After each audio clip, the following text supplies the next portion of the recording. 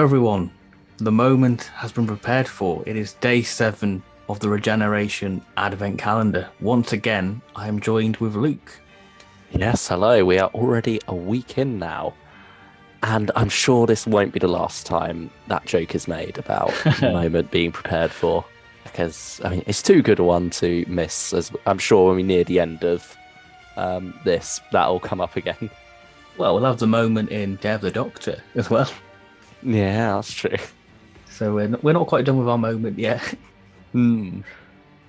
But yeah, I suppose for now it has been 7, 8 years of Tom Baker, 7 seasons, 41 televised stories, 42 if you count Sharda, the longest serving Doctor to this day still. Yes. And yeah, his time on the show is coming to a close now.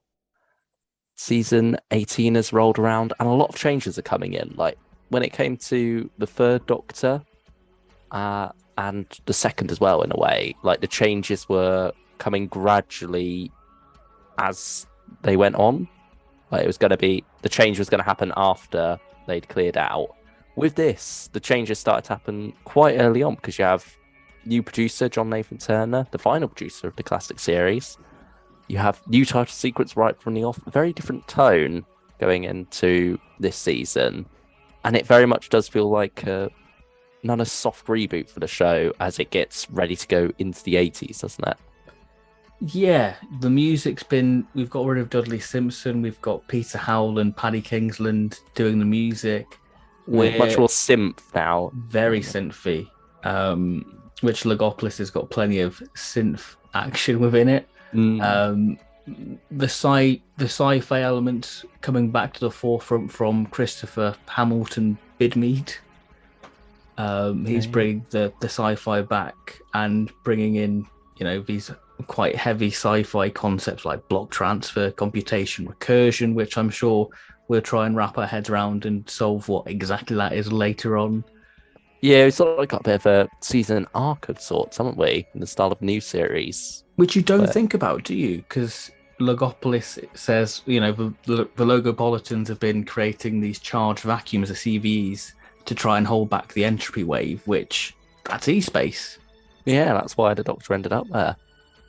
Which, I think it's quite interesting that Tom's first season had a bit of a story arc, and his last series has that as well. And of course, in the middle, you've got Key to Time as well. Yeah, quite a lot of stories do follow on from each other as well, don't they? Yeah, especially this one in particular. I mean, what do you make of season 18? Really? I do quite like it, but it's certainly got its weaker points. And you do very much feel that Tom is a bit fed up of the show at this point. You can tell that he's longing for the exit in a way. Hmm. But He's sort there's of like that, hanging on to the glory days a bit, isn't he? But they're dead and gone now, pretty much. that I think as well. He's difficult to work with, which I don't think is a new thing to say. I think he's a Hmm. man he's not very well, and I think that his life he doesn't know what his life is beyond Doctor Who. Really, I think there's Yeah, I that think he had a fear bit of of change. existentialism, didn't he, when he was getting ready to leave? And you I mean, definitely get that in Logopolis because and season 18 in general, that he doesn't look at anybody. There's a lot of somberness within this, and Logopolis is quite a story about decay and decline. I think he was ill before Leisure Hive as well, wasn't he? Was still recovering during that. I think he had like the Spanish flu. I think Mm. because I think he was in Australia a couple of days before we started filming the season, so I guess that's why he looks a bit gaunt and a bit ill. Yeah. And obviously things happening with Lala Ward behind the scenes, that marriage sort of crumbling away and difficulties. And I think with Tom, he's overseen so many producers. He was very much untouchable, that he knew everything. He's like, oh no, don't do that shot. We did that shot last week. I think that He had a it's real ownership of the program, almost to it and his detriment. yeah, and I think he wanted the best for it. And I think that I've sort of I can relate to this in a way. You sort of outgrow a place, and I Mm. feel like he outgrew the part of the Doctor. I think he was ready to go, but he just wasn't quite ready to admit it to himself, really. Because I think he wanted to leave in the Graham Williams era, but he did like a resignation letter saying, "I want to go," but they kept him on because he didn't get on very well with Graham Williams. Um, I think as well, but John Nathan Turner sort of had to force him out a bit, didn't he? I think there was a clash of tastes, really. I think Yeah. Tom doesn't want to be controlled. Mm-hmm. And I think that and bid me to, Tom would put Tomisms in there, his own little jokes, his little improvs, and how he would save a line. Bidmead, I think, was very much black and white. It's on the script. You say how it is on the page, really. Yeah, because he very much liked his hard science, scientific facts, didn't he? Yeah. And so it's like you have to get these right. Yeah, it's So it's a weird time for the show. And for me, season 18 is not one of my favorites. It's not my least favorite Tom season, but it's definitely towards the bottom. I think you get some good gems in there, like State of Decay. I think that's probably my favorite of the season. But on the whole, it does feel like, it's time for a change. Leisure Hive, there's a big change in the way it's directed, like the crane shots. Like, it's really quite ambitious. Leisure Hive, that's probably one of the only positive things you can say about Leisure Hive, really. One of my main memories of Leisure Hive is they loved using that space shuttle docking shot over and over and over again. It's like extremely long. Yeah, it's not as long as the Brighton beach. Yeah, that's like a parody, isn't it? That's 2 minutes of just panning across the deck chairs. Yeah, and you went, this is the bold new era. Again, speaking of bold new era, Tom's got a new costume, really, which I guess fits the more somber, muted nature of the character. Yeah, it does. I quite like the season 18 costume. I won't lie. It's a strange costume because Leisure Hive, he's got like his season 12 jacket underneath, which we only see in that one story, and then it's ditched, and we have the big frock coat, which in Logopolis it cuts quite a nice silhouette, really. Yeah, I think it is very much more of a 80s JNT style costume, though. Like, you got the question marks, which will only get encroach more and more on the costume as time goes on. Just restricted to lapels here. But, they can be hidden. It's very much, it's very costumey, isn't it? Yeah, I think Whereas before it felt thrown together. I think that is a common criticism of JNT's fashion taste, that they don't feel like real people. I know that most of his companions are aliens, but they're not exactly. They even when they are given their own clothes to wear, they've still got an element of this is a costume, really.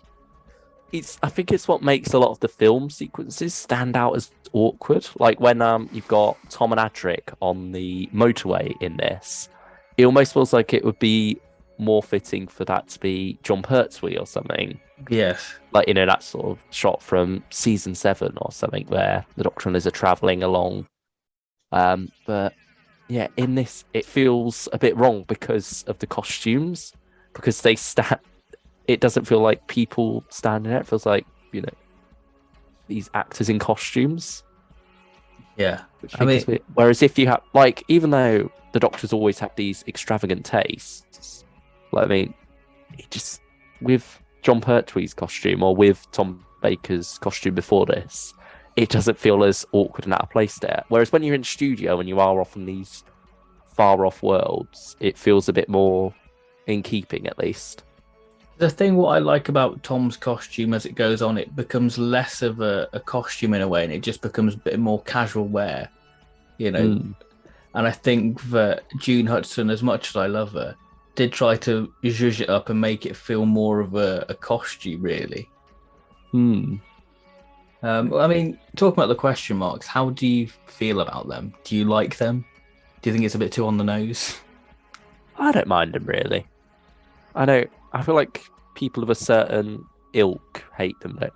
Like, if you were a fan very much in the 70s going into the 80s, people very much hated the question marks, didn't they? Yeah, my dad's definitely one of those people. And it's certainly on the nose, but I think for us, because we've grown up with it, Like from the very beginning, we've known there are quite a few doctors who have these question marks. It just feels fine for us. It Or for me, at feels, least. I wonder about you. for me, it feels very much because I feel like JNT is one of those marketing promo people. I think secretly he wanted them to do like a line of Doctor Who clothing where you could. It Mm. feels very much for the marketing merchandise side. I feel like the question marks are, Yeah, I can see that. which I think the sonic screwdriver's become the modern day equivalent for us. Really, it's Which is become to sell ironic toys. because JNT ended up scrapping that. Yeah, yeah. It doesn't get used that much, really. I think in No, I can't Logopolis. recall it at all in Logopolis, particularly. Um, but yeah, I mean, it is season 18 is a time for change because you have Romana, K9 leaving. We have a few hellos as well in between, like Adric, Nissa, and Tegan. I guess we can talk a bit about Tegan. This is her first story. Yeah, I mean, Janet Fielding was cast, and the character was sort of created partly in the hopes that they could get some cheaper flights to Australia and do some filming over there, wasn't it? It was like JNT's master plan when it came to the character of Tegan. Yeah, I think they wanted to get some Australian funding as well, wasn't it? Really, because they showed some of they were showing like the Pertwee episodes by then, weren't Yeah, it they? was getting a bit bigger there, wasn't it? So it's very. And I mean, you sort of had the same thing again with Perry, where Mm. it started to get more American funding. Although, in this case, at least, Janet Fielding was actually Australian. Yeah, I'd Whereas say with Perry, nothing against Nicola Bryant, who does a wonderful job there, but like the way that was handled, certainly in recent light, where we've had that interview with Nicola and Matthew Sweet on the season 22 Blu-ray, you do wonder a bit there because I think she had to pretend to be American even in interviews, didn't she? She had to put the accent yes. on, which is like, yeah, it's like taking it a bit too far. But yeah, very much with Janet, you can see why that decision was made. I think it was the right one because I like her as a companion. I think, and What? I mean, she's already come back. By the time this has come out, we're recording this pre centenary. We don't even know what the title is yet at the time of recording, but yeah, by the time this is coming out, we'll have watched that story. Yeah, We'll have that's mental. had. But I think JNT going back to like the Australia thing, he was very much one for marketing and commercializing Doctor Who. I think he saw the potential in inverted commas the brand because it's very much a brand now. But for Janet Fielding, it's very interesting watching this story. Her dialogue isn't the Tegan you assume, really. Yeah, I suppose maybe it's Janet gets more of herself in there as it goes along. Because it's very much air hostess jargon. Like we get it. You want to be an air hostess. You're in the uniform. You're off to Heathrow. But yeah, like even when she's like looking around the TARDIS, it's all like, oh, even in Castrovalva when they land, it's like that's the BB standard or something like that. I don't know. Yeah. It's very weird how does... her dialogue doesn't feel very human, but yet she's the viewpoint for the audience in the story. It almost feels new series-esque with Tegan. Yeah. The way she's introduced. Like we spend a lot of time with her and her family away from the Doctor, or at least her aunt, before she's brutally cut down to size by the Master. I really like Aunt Vanessa. Get this. Yeah, I love her. Like you do get this, and I mean, she gets a mention right the way through. She's not forgotten about, like right up until Resurrection of Daleks. Aunt Vanessa's still like got a influence over Tegan, I suppose. It's good. Yeah, and it's nice having that like separate from the Doctor for a while because I don't think you've had that with many companions before Tegan. And then she just sort of like fades into the background of the story during part 3. She's just like there along for the ride, really. And it's much less about the human viewpoint then, and much more about, we got a entropy. Like Tom out, really. Yeah, it is. I mean, I guess we can talk about this later about is it a good send off for Tom, later on down the line, because I think that's an interesting talking point to bring up. which, which I'm sure we'll discuss more in depth later.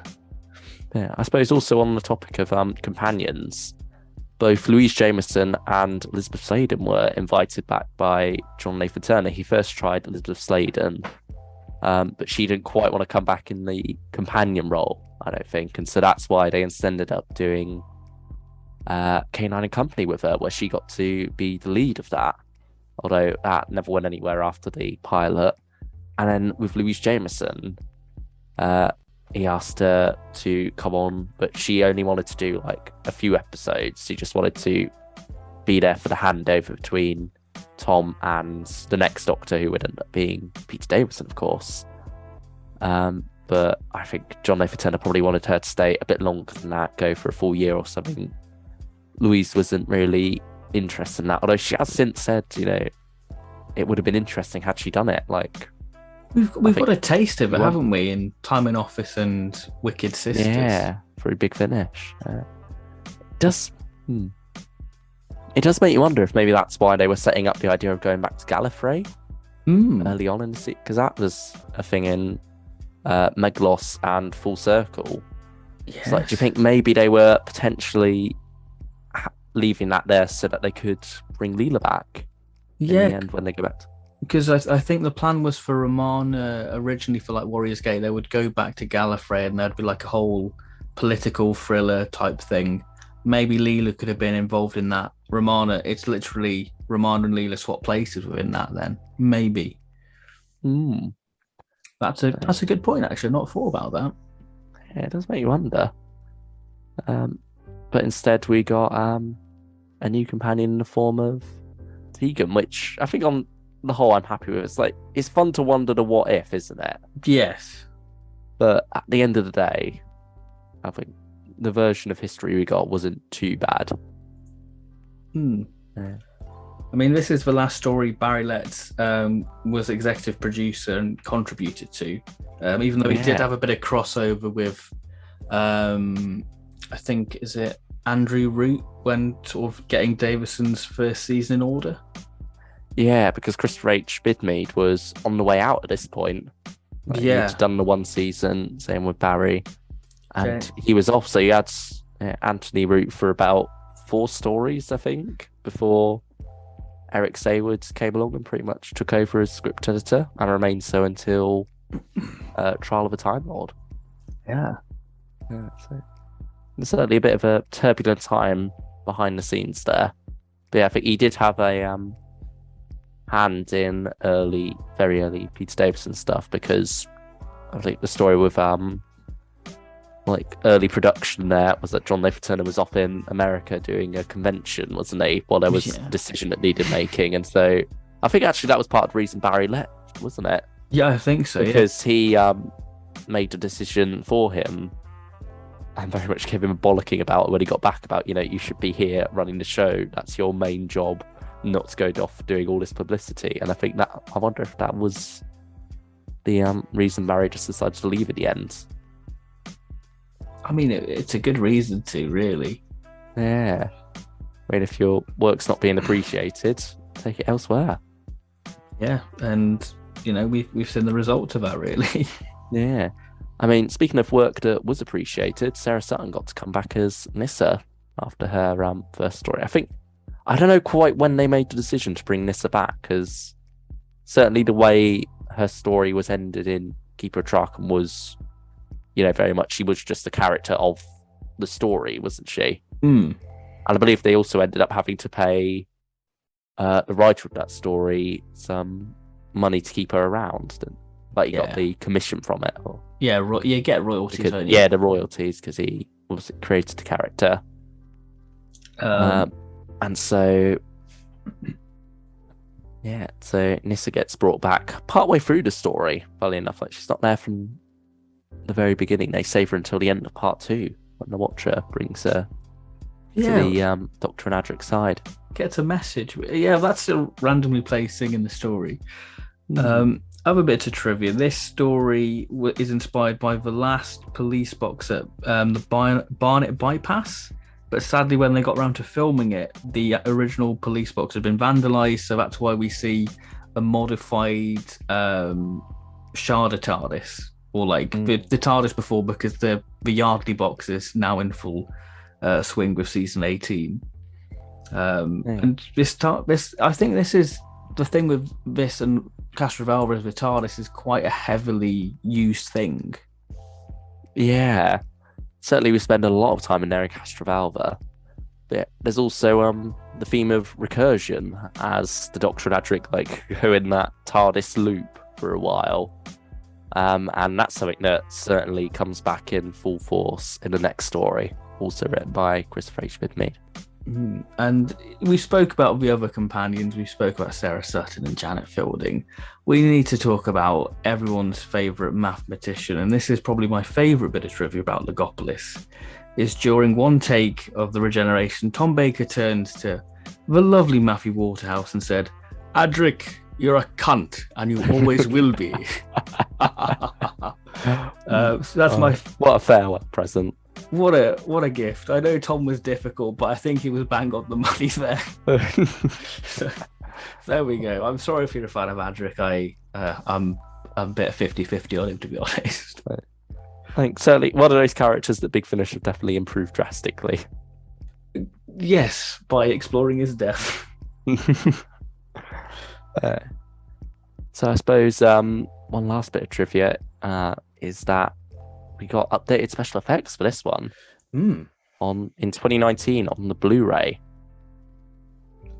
And so that is the version that we ended up watching for this review. So that's sort of like a little caveat to take into account with our opinions on this, although we obviously have seen the original version a few times as well. So I mean, I do like the updated effects in this, actually. Yeah, I think they're one of those ones where it's quite effective at just blending over it. It's not a complete redo, an overhaul. It feels very much in the style of the original story, especially original villain. Especially when they're doing like the outer shells of the TARDIS, like the pyramid, all that stuff's great. And like I think it enhances moments as well, like actually seeing the Doctor fall off Jodrell Bank. Yeah, that's true. And I mean, they actually got to film at Jodrell Bank this time. They didn't film someone actually falling off of it, but there was a bit of footage there for it, whereas in the original, it was a different BBC park and then the model of the telescope, whereas here they got to film the actual telescope. Yeah, I quite like Jodrell Bank because often when I go past it on the train, I always get the Logopolis music in my head and just get the little zoom when he falls. Yeah. I suppose back to the bypass quickly. I think there's one last bit of trivia that you were quite fond of, wasn't there? Or what's this? The Watcher. Oh yes, the Watcher. We talk about the Watcher when we get onto the review because I think it's a neat idea. The field where the Watcher stood, they didn't have permission for, so they just randomly left the ballet performer in there just to go stand there, look ominous, and do a little beckon. So yeah, they didn't get permission for that. So naughty. Yeah, that's it. They're obviously waiting for a farmer to ring up one day and complain. Yeah, poor Margot Hayhoe's living in fear for the past 40 years now. I suppose it's ultimately just that thing of it probably looks a bit better than it's standing in front of the fence and doing his beckoning or whatever. I guess it's time to do a little bit of a breakdown. We're going to try and get through the plot of Logopolis the best we can. Do you want to take it away? Yeah, so part one, we open up with the Fourth Doctor and Adric in the TARDIS, and the Fourth Doctor is very somber at this point, isn't he? There's very much that sense of impending disaster is going to happen. He's in the cloister room and he's talking about entropy. He knows this thing. He knows the overarching story for this season. And there's like some little bit of back and forth, something about manning the battle stations. Cloister Bell goes off for a little bit. Is that the first time Cloister Bell's been used? Yeah, I believe so. I think, unless the sound effect might have been used before, but I'm pretty sure it's the first time it's labelled as the cloister bell and is like treated as such. Mm. Yeah, and then rather than going to Gallifrey as originally planned, the Doctor instead decides to take Adric to his home away from home as they head to Earth. Meanwhile on Earth, Tegan is getting ready for her first day as an air stewardess. They're off to Heathrow Airport, her and her Aunt Vanessa.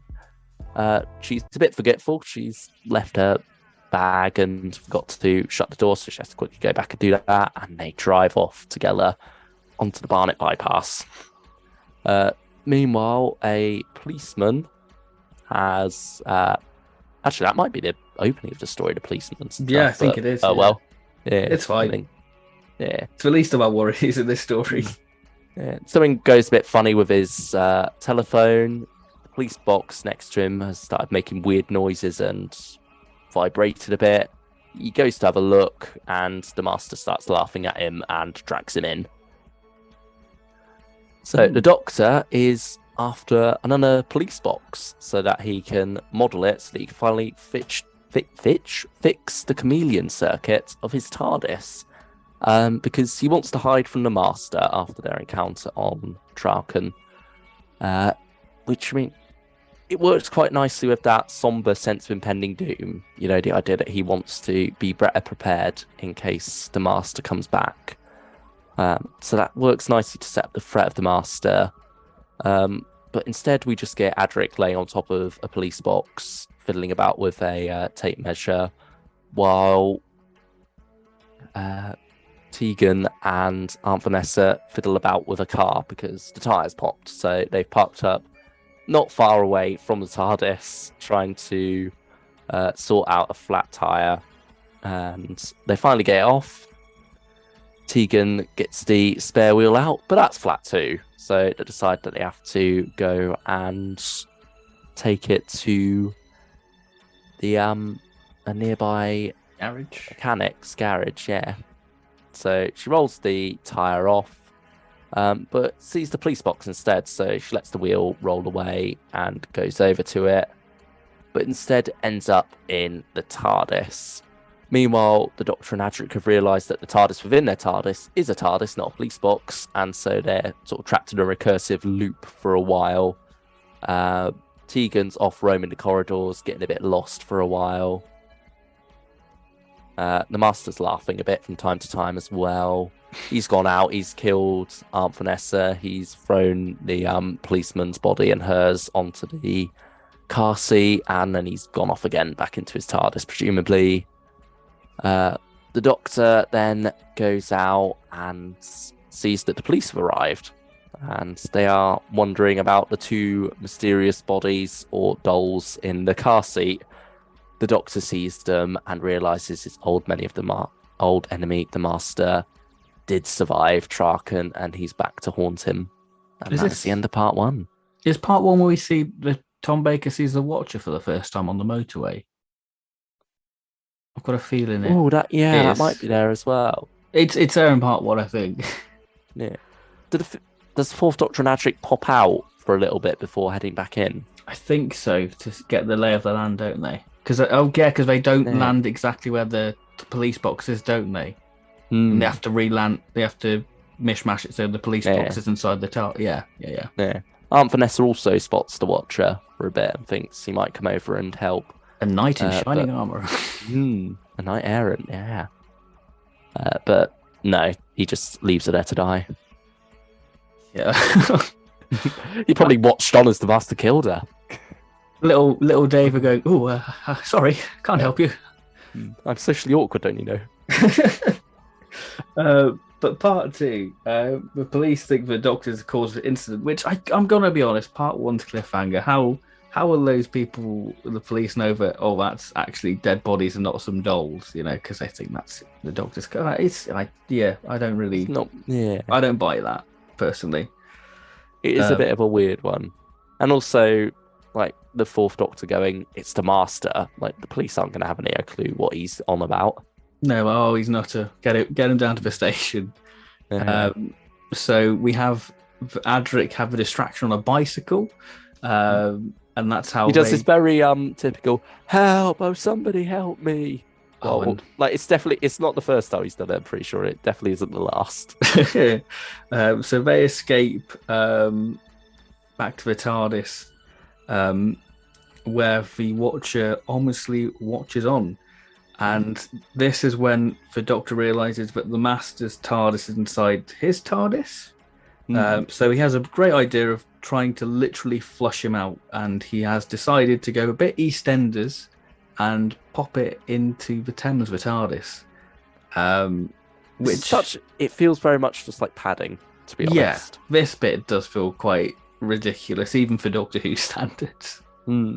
But he doesn't land in the Thames. He lands on, I think it's on a barge, isn't it, or something along. Yeah.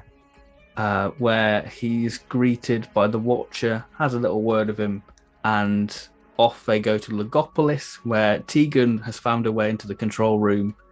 And this is when Tegan realizes that her aunt was the dead woman in the car, but she doesn't have that moment of realization that she's actually dead yet.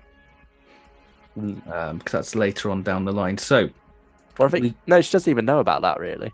No, I think the Doctor's put two The and two Doctor has together. the realization that that's right, and he's like, right, she's got to come with us. Yeah, she's a part of events now, isn't she? Yeah. So we arrive at Logopolis, and the Logopolin leader, the Monitor, who looks very much like Noel Edmonds, is here to begin the block transfer computation. Now, the whole idea of Logopolis is quite nice, and the Logopolis people, where they just have used numbers as song, and they don't use computers. That's all great. They like mutter it in tone, don't they? I think the Doctor says is how they use their computations to warp reality using mathematics. Very Christopher H. Bidmead. Yes, it very much is that. So they begin all that lovely stuff, and begin processing the calculations to get the TARDIS thing or whatever. Meanwhile, sort the chameleon circuit out somehow.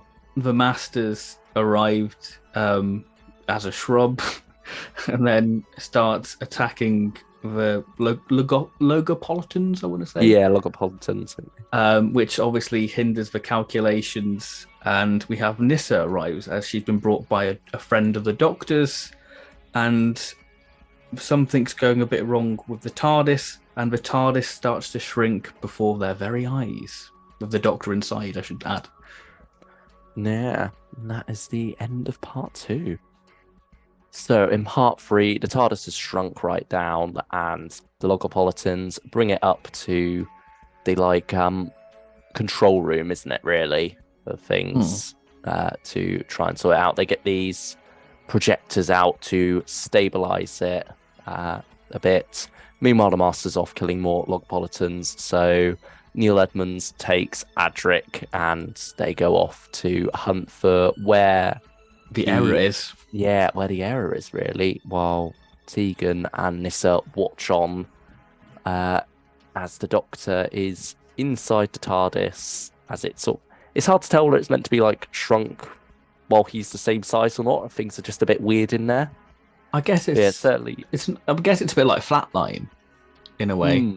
TARDIS is shrunk, but everything's sort of the same. I guess it'd be tiny in there as well, really. Yeah, certainly. Physics seems to be a bit weird for him because, like the way the camera's set up, it's like a very wide angle, isn't it? And you got the Doctor lying there on the floor, so presumably there's something going on with gravity. He's not quite feeling right. Yeah, imagine if he regenerated there and then. That'd be interesting. Yeah, I mean, so he's getting used to lying down on the floor at least. He's practicing. But yeah, Adric and the Monitor find the error, but they also find quite a few dead Logopolitans as well. So they head up and fix it all. But meanwhile, the Master has made his way up as well. Sort of like disguised as one of the Logopolitans, isn't he? And while they're bringing those arrays that help to keep the TARDIS stable away, he shrinks them down and nicks them for his own nefarious purposes. The Doctor's not very happy about what went wrong, but he's soon going to have bigger issues to worry about because the Master has set up the arrays to silence Logopolis which he doesn't realize quite the full extent of. He's just planning to use it to hold Logopolis to ransom, but instead he's put the whole universe in danger because the Doctor realizes that the Monitor's keeping something from them, and this is revealed that the point of no return for entropy consuming the universe has now passed. But the Logopolitans have been opening up CVEs to keep it at bay, which is what the Doctor and Romana went through in full circle. That's how Adric ended up there. And so things are getting a bit desperate now because the Master realizes that he's might have gone a bit too far this time, bitten off more than he could chew. Because when he turns his machine off, there's still no sound. Logopolis is dead. Entropy has set in and it's all decaying around them. Plenty of polystyrene is falling. Yeah, it's not looking good. The Master's also tricked Nissa at this point. He's sort of given her a bracelet while pretending to be her father. Used that controller for a while, but even that eventually rots away because of entropy. Tegan's also been told that the Master is the murderer of her aunt, and so the Master's not a very popular person on Logopolis at the moment, understandably. I think the only one he hasn't really grieved is Adric at this point. Yeah, it's true. Well, he gets that in Cash of Elva, I guess. Yeah, I suppose so. He's like, I've tortured the other two enough. I'll kidnap you, boy, and put you in my web for a while. My web! But yeah, despite all of this, the Doctor realizes that he's going to have to work with the Master to fix it all, despite his companion's complaints. There's quite a nice scene at the end there, isn't there, where he's going on about how I'd never choose my own company. Adric, you were a stowaway. Tegan, you wandered into this. It's your own fault. Nissa, you came along. I didn't invite you. Some quite harsh stuff, but that was Tom speaking truthfully. Yeah. It wraps up the tension a bit, doesn't it? Before we get that final handshake between the Doctor and the Master at the climax of the story, which I think really suits that somber Tom, because that's him signing his life away. Yeah, it's very much a deal with the devil, isn't it? Yeah, it is very much that, really. Because I think he knows that death is coming because of the Watcher, and I think he realised as soon as he's done that, it's like, yeah, my life is gone now. So I think that's quite a powerful moment, and I think episode 4 really ramps that up, obviously, because it is the regeneration. So it is battle stations as we have Adric and Nissa go off in the TARDIS with the Watcher, as the Watcher's taking them out of time, which Adric's not very happy about, and Tegan is staying. Quite a bit of an awkward scene there, don't you, where Adric's like screaming no and then shuts the door. Yeah, I think if he's screaming no at the Watcher, he'd like go over there and try to stop him from doing it, but actually like shut the door, and then we go to the inverted colours. Yeah, it's just having a little tantrum, really. But Tegan has stayed because thinks that her ticket out of here back to Earth, and the Monitor at this point is busy trying to complete the CVEs and make them more permanent. To try and hold back entry, but he disintegrates before their very eyes. And the Doctor begins to dismantle the computer and realizes that the program stored on a bubble memory that is in the actual real Pharos project, meaning that the Doctor and the Master and Tegan escape from Logopolis in the Master's TARDIS after the Master. I think he tries to go away, but gets caught in the rubble and they leave. Yeah. Drops on him for a bit. You also have quite a few times where he's like trying to kill people, don't you? And the Doctor's like, stop that, please. Yeah, you get that quite a bit of this, actually. It's when they arrive at Jodrell Bank, don't you, where you have them sort of arriving in that and they realise that they have to go up to the main control thing. But meanwhile, we have Nissa and Adric brought back into out of space-time to Jodrell Bank itself. I think just before that we've had the entropy wave spreading, haven't we? Yes, and we lose Traken. Yeah, and this is her entire planet get destroyed. And that's quite a powerful scene from Sarah Sutton there, where she says about how first my stepmother, then my father, and now the entire planet I grew up on is gone because of the Master. And that's all we really get of that moment. We don't get any repercussions of it, which is a real shame, really. Yeah. But it just shows it's a product of its time, really. Yeah. I mean, Star Wars did it as well. Hmm. Leia's father, well, adopted father and mother, and the entire planet got blown up, but she didn't make a fuss about it. She was too busy comforting Luke after Obi-Wan got killed. Oh.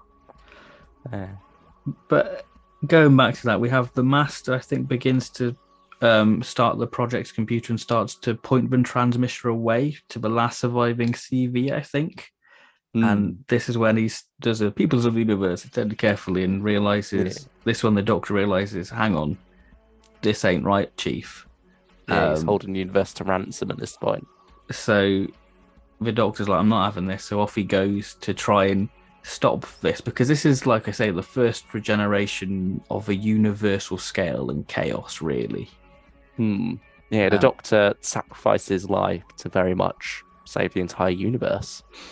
Yeah, so off he goes to pull a wire out, does it, is triumphant, and realizes he can't hold on, and he's falls. left dangling there for a little bit because the Master's tilted the trajectory of it, so the platform that he was standing on is no longer quite a platform. Which is a brilliantly acted scene, I think. Yeah, I really like that. And then certainly improved even more so by the updated special effects. Let's move over to CSO and so on. So then we get some quite nice little flashbacks of some previous enemies, like the Decaying Master, the Dalek, the Captain from the Pirate Planet, the Cyber Leader, Davros, Sontaran, and the Black Guardian and Broton, which I think is quite nice.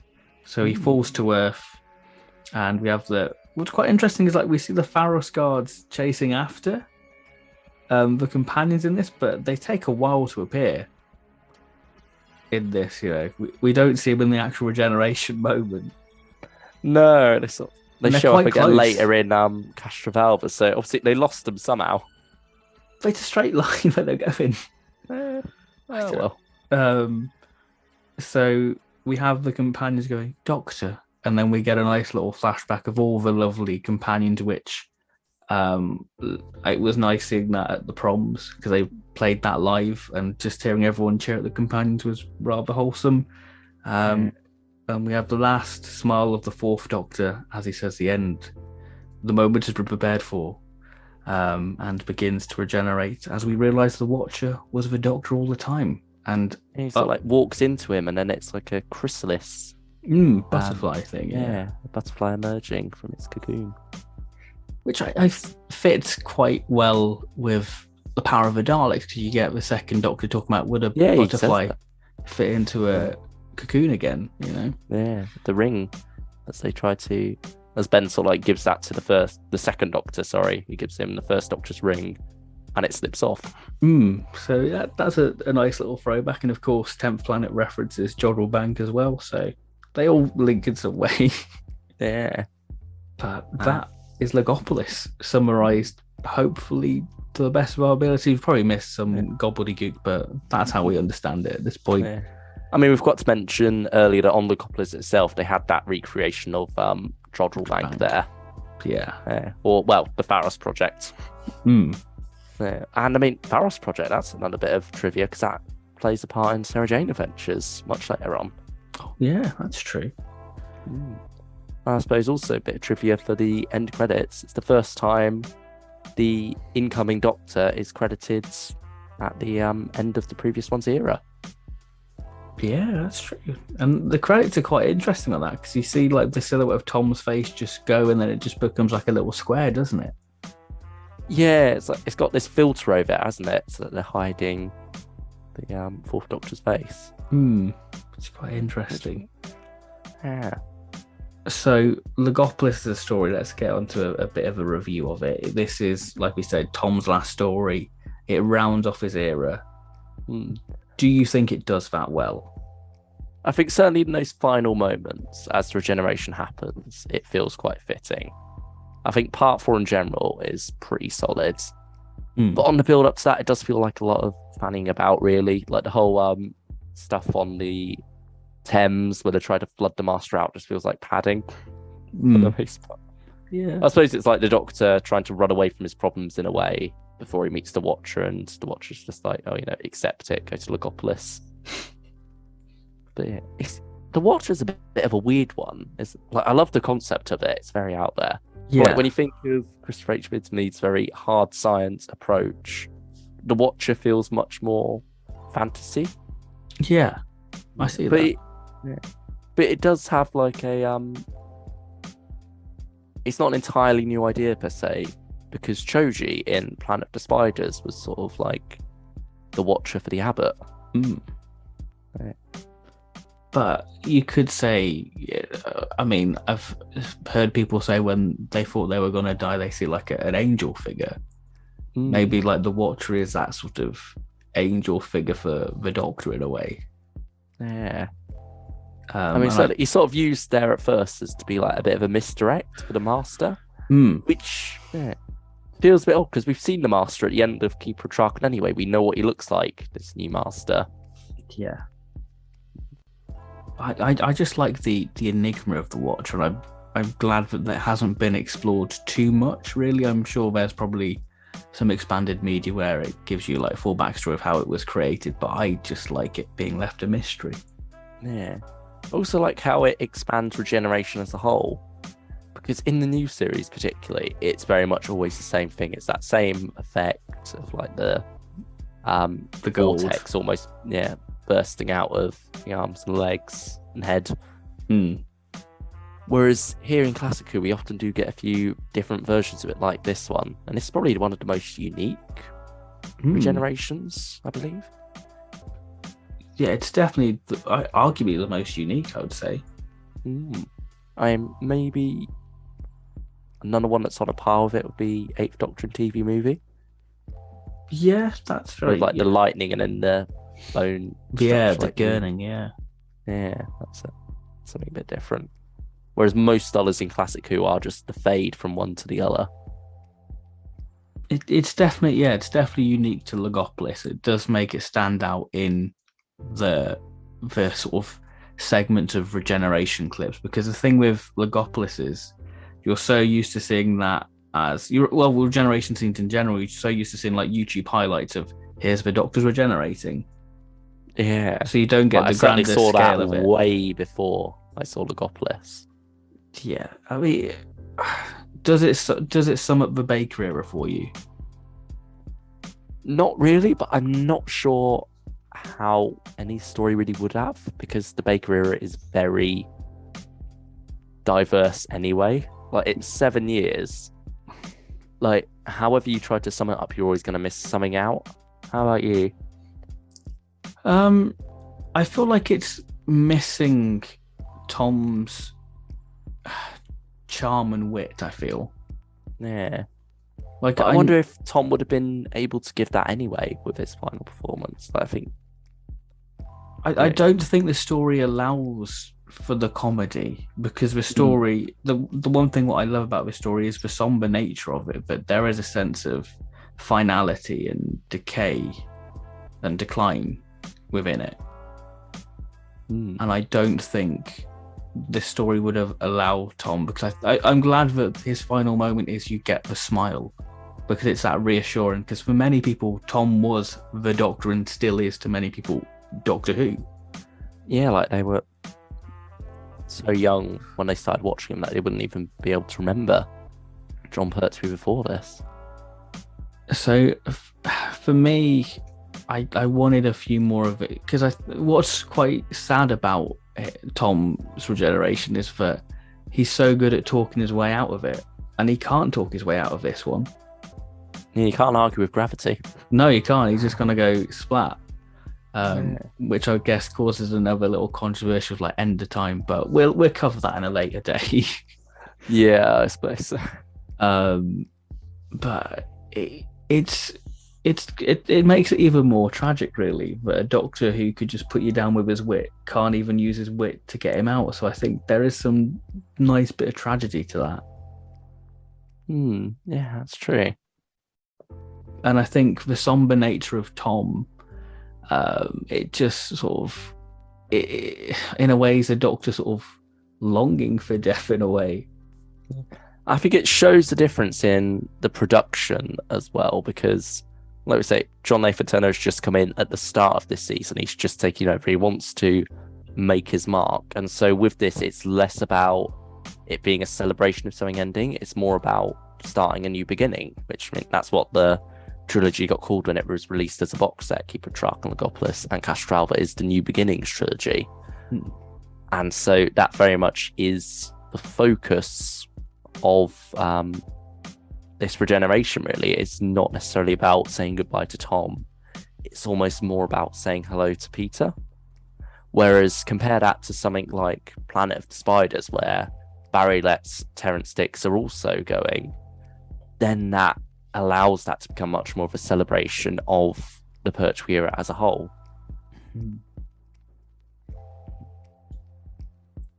Yeah, I guess in a way it's kind of a Logopolis is a sort of a sigh of relief that it's over, right? Let's go. Yeah, and it certainly does those last moments very well.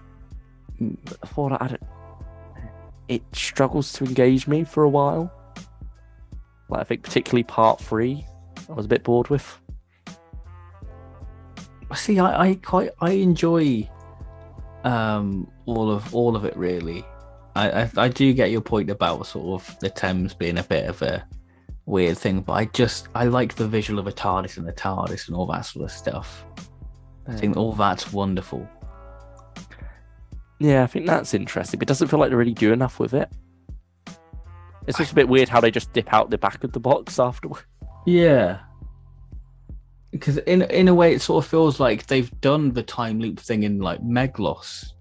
How everything sort of keeps looping and looping. So I guess that fits into the season 18 arc with like the recursive thing. And like I noticed that he makes Adric unpick the lock instead of him doing it, because like that might break the loop or something, do damage or something like that. But yeah, I think it does slow down to a bit of in part 3, like you say, because it's focusing on the hard sci-fi element, which I think does tend to, and I think this is a thing with Bidmead stories, is that the science often comes first rather than plot, really. I think Bidmead's more interested about laying down these great new exciting concepts and scientific things to explore, rather than going, how can I put that in a Doctor Who story? Yeah, which is very much a fault of this era, I think. Yeah, I'm not too keen on it, really. Yeah. It's ironic because very much the idea was to try and make the show serious again, to remove the more fantastical elements of the Graham Williams era and make it more harder sci-fi. But if you're doing that while your plots are becoming even flimsier, then what's the point? Because like, that's the main thing that gets people, is plots rather than the actual science concepts, whether or not they are sound. Because how does the Master know to go for this particular police box? How does the Master even know that the Doctor is going to want to measure a police box? Yeah, I mean, it's not like the Black Guardian where he's got the randomizer on. And, you know, I don't think in Keeper of Track and the Math's like, aha, I've put a tracker in your TARDIS. You know, because the Doctor doesn't even think like the Master survived and all that from Track and from the way that's finished. Yeah.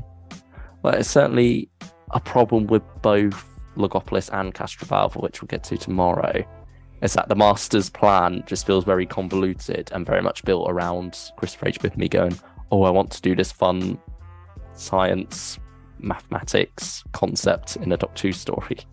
I mean, just going back to Anthony Ainley, this is his first proper story in the role as the Master. Yeah, that's true, actually. What do you think of him as the Master? I think he's doing a very good job with it. I think certainly he gets the more campy nature that the story is going for with the Master, like this era in general. I think he does. I think this is the most straight he played the role. I think as he goes on, he becomes more pantomime and hammy. I feel like in this, he's very much sort of Victorian melodrama within it, you know. I suppose maybe that's down to the actor he's opposite as well. Yeah, the scenes between him and Tom within this are quite electric. I think they're an interesting pairing, those two. And I Yeah. think they're really bouncing off each other very well. Yeah. And they also already got a chance to know each other during Keeper of Traken, where he played Treemas. Yes. So suddenly already got to build up that bond. I think that this is a strong opening for him as the Master, and arguably one of his best performances in the role. Yeah. I think there's some awkward staging with throughout this. Like in part 3, I think it is, or it might be part 4 actually. No, part 3, where the Master tries to get Nissa to kill the Monitor. Everyone else is just standing around, like no one's trying to take the controls off the Master or anything. Yeah. Yeah, like that. Yeah. Just stuff like that feels a bit awkwardly staged. But is that down to like the direction, or is that just bid meet script really? Or is it like the nature of television with it being like a free camera setup really? Yeah, it's hard to know where the blame falls, but certainly it feels like just stuff like that could have been done better. So I guess that's all we can really say on Logopolis, would you say? Is there anything else you want to add? No, not really. I think it's time to give it a rating. What would you give it? Because I feel like you've been a bit bashing it a little. Maybe. I'll go 6 for it, I think. Ooh, 6. Yeah, I think that's our lowest so far, isn't it? I think it is, yeah. It's not really one I could get on with that well. I think I don't begrudge it for not being like this summary of Tom's era, though. Like, I think it's fine that it was trying to do like this whole fresh start for the show. I just wish it had been a bit of a better story in its own right. I see it. I think it comes to like the JNT stuff, and I'm a bit like this with his stuff. You've got to be in the mood for it. If you're not in the mood for it, it can be a bit of a slog. I'm a bit like that with Keeper of Traken. Sometimes I adore it. Other times I'm a bit, it's not for me. Yeah, I struggled with that one the last time I watched it as well. Even though I do have fond memories of like the first time I watched it. I remember enjoying it once upon a time, but for whatever reason, I just can't get on with it anymore. Yeah, it is bizarre, but for me, I think I definitely enjoyed it a bit more than you. How high are you going then? I'm gonna go an 8. No, fair enough. I'm gonna go an 8 out of 10 for me. I did enjoy it. So that's Logopolis. That's day 7. We've done a week. Yeah. Flown by. Yeah. It's been a few months for us. Yeah, it's only been a bit longer for us, but nevertheless, it's weird that we're this far through a project. Yeah, we're going to crack on now. So onwards to go softly forth before we get caught in a space-time trap. It's Castrovalva tomorrow. Oh yeah, recursion and all. Will we be stuck in the web? I guess we'll have to find out tomorrow. So if you've enjoyed this episode of the Regeneration Advent Calendar, please do like and subscribe because it really does help us out, and we shall see you for Castrovalva. Take care, everyone. See you tomorrow. Bye-bye.